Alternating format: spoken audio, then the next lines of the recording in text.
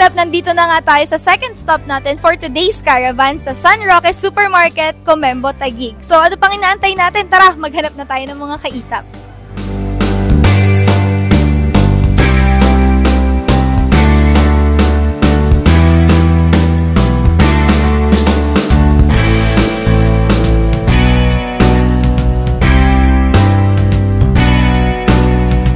Ano pong name nila?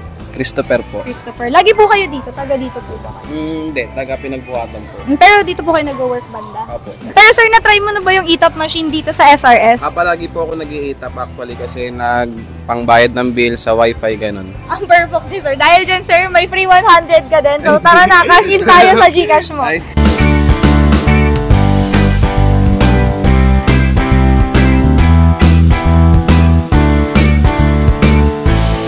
Make it easy with ETAP. Thank you. Thank you sir. So mga ano pong name nila?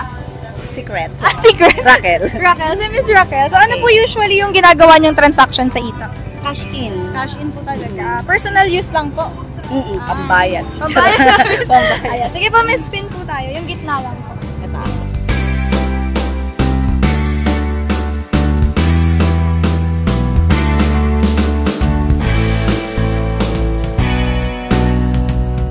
Make it easy with ETAP. Thank you po.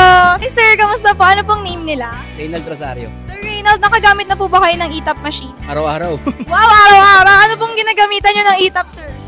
Scatter. Gcash cash in, sir. Dahil payment sa Shopee. Minsan. Shopee Pay po? Oo, Shopee Pay. Sige sir, spin the wheel tayo, sir.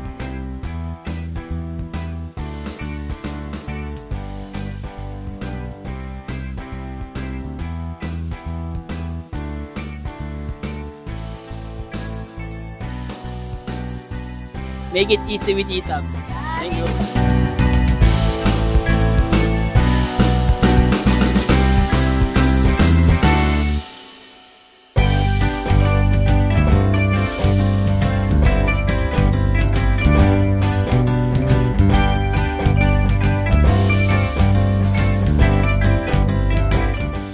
Make it easy with ETAP. Thank you, sir. Make it easy with ETAP. Make